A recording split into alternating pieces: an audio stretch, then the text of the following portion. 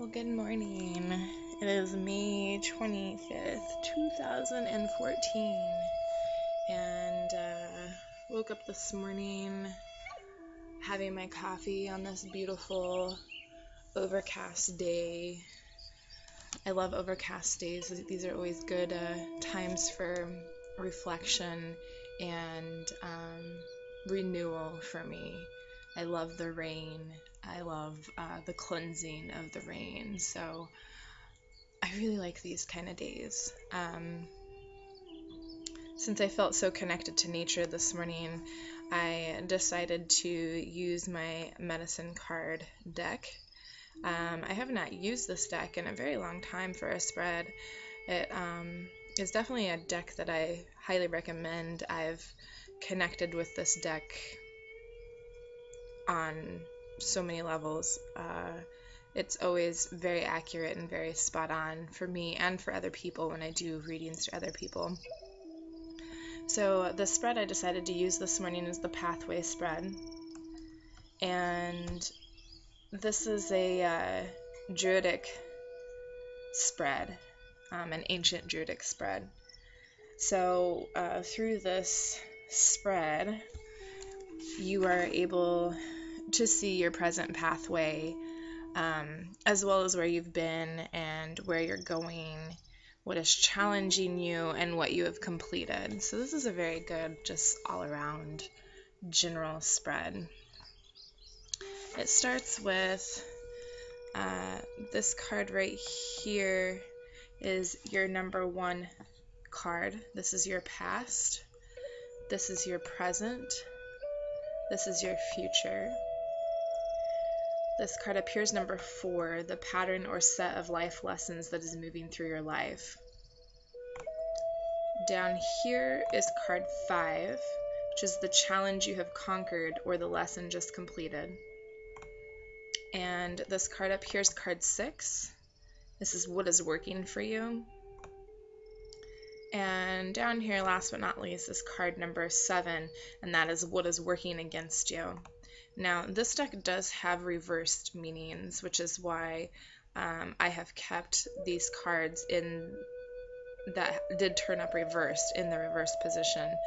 So the reversed meanings are just as important as the upright meanings. So if you use this deck and you have reversed, leave them reversed because they do mean something. So we will start with the Moose card, which is the number 11 card. And let's see. The Moose represents self-esteem, and this is in the past position. This is in the contrary position.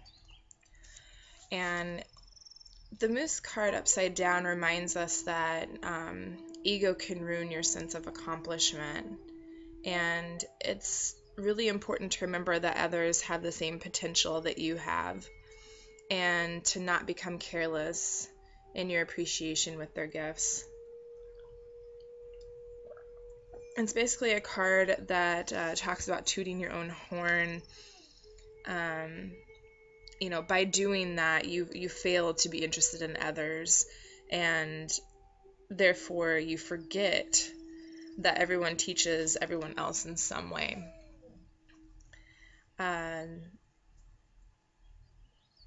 Contrary Moose medicine asks you to grow quietly for a while to calm your spirit and allow the strength and wisdom of silence to enter your heart.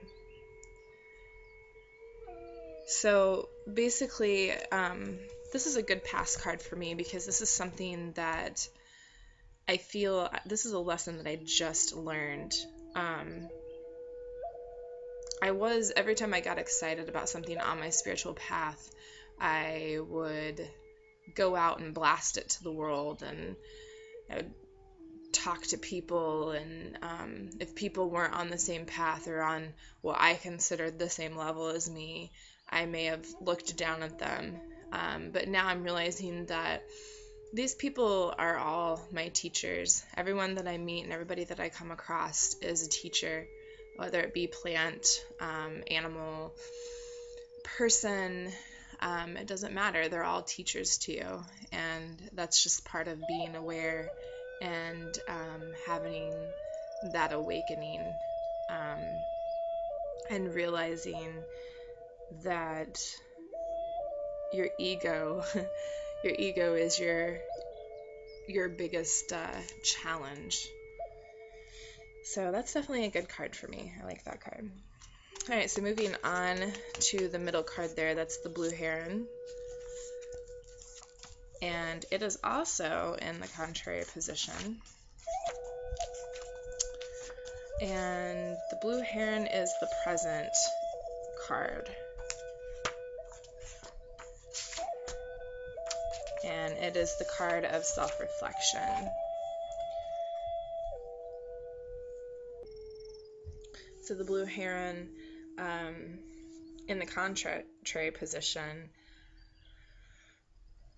represents too much self-reflection, which can lead to self-obsession or a morbid sense of humor. If you've been looking within and criticizing yourself, watch out. It is imprudent to drown the sense of joy that usually accompanies the journey of self-discovery. You may have assumed the attitude that perfection is desirable. That may be what advertisers sell you, but that attitude leaves no room to be human. Oops, you learned some of your most valuable lessons through your mistakes. Wouldn't life be boring if everyone was a plastic clone of an ideal human? And contrary heron also reminds you that self-improvement is best accomplished by balancing the desire to change with gentle discernment. There are many layers of truth to understand, and wholeness is impossible to attain in one dive. You do belly flops when you become judgmental, rigid, and flat. Diving deeply into your feelings, you may emerge renewed. But being too critical, merely floating on top of the water, you will callously break your spirit in the process. Heron reminds you to dive deeply, but do not hold your breath while waiting for instant or total enlightenment. If you do not resurface for air, the collective feelings of humanity and the infinite depth of eternity can drown you. This is a very powerful card. I have been doing a lot of self-reflection here lately, and it has almost turned into self-obsession. So, I guess I need to get rid of the idea that perfection is desirable, and that definitely is something that I've been working on. I've been working on embracing my shadow and embracing my faults, the things that round me out. I once heard from somebody that I am learning from, somebody I consider a teacher at this point in my life, that you can't really know a person if you only see their good. It's when that person breaks down and you see their faults that you truly see who that person is. So it's important to, on this path of self-discovery, to embrace all of which is you. So by balancing, the desire to change with being gentle to yourself, then, that's the only way that you're going to achieve wholeness and to go into that enlightenment phase. You can't wait for it just to happen. You have to actually work on it.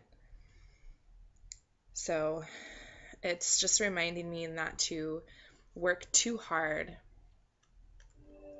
in the darkness, that I need to come up for air every now and then and just enjoy me as me, good and bad. I can't just dwell on the bad. So that's a good card. All right, so this third card over here is the ant, and that is my future card. And I've always really liked the ant. The ant is a worker. can carry things that are much bigger than they are. So they have a lot of strength. The ant in this deck represents patience. A little poem that goes with it. Oh, tiny ant, your patience grows like the sands of time. Can I learn to be like you, or is it too sublime? And basically, ant medicine is the strategy of patience. Self-sacrifice is also a part of ant medicine.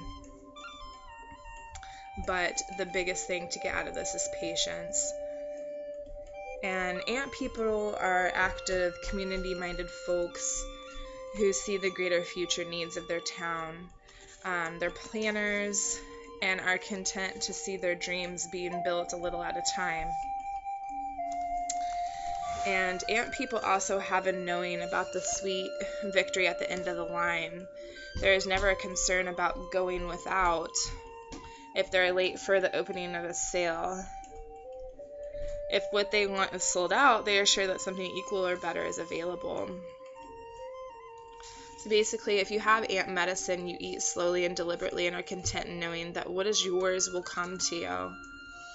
So this is a good card because I said yesterday I really struggle with control, and this is a good card because it represents that in the future I'm going to, recognize and be at peace that what is mine will come to me.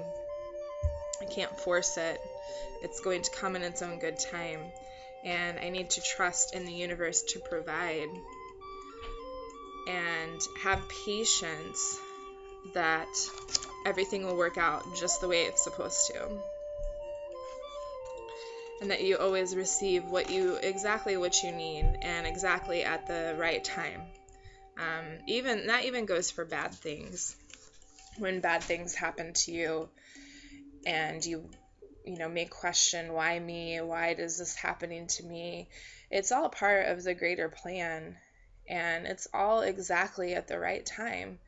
If you go back and reflect on some of the things that maybe you've worked through in your life, they all happened at exactly the right time, because maybe if that moment didn't happen, then you wouldn't find the greatness that is underlying. Because out of the darkness can only come greatness, and that's why we have to work through our problems and our issues, so that way we can achieve greatness and we can come out on the other side stronger than what we were before.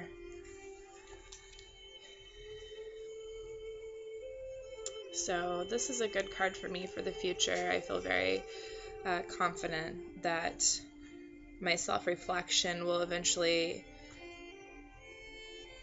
lead to patience and trust in the universe, as long as I'm willing to come up out of the darkness every great once in a while, kind of balance myself out.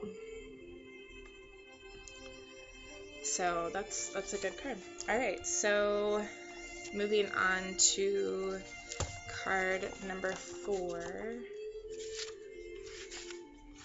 Card number 4 is the pattern or set of life lessons that is moving through your life, and that is the Dragonfly card. The Dragonfly card is in the contrary position, which represents proving to yourself or someone else that you have power. Are you caught in an illusion that weakens your true feelings or minimizes your abilities? If so, you may have contracted dragonfly dive bombing. Is this the final crash and burn for some pipe dream that has no real purpose? Look within and feel the sense of self-energy within you. Notice if it is ebbing, and find the point in time when you were deluded into believing that you would be happier if you changed because someone else wanted you to.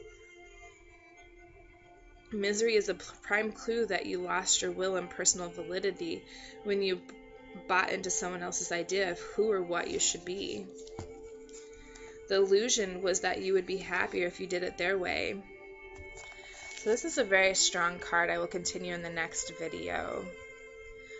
because I am running out of time on this one. So stay tuned for part 2 of this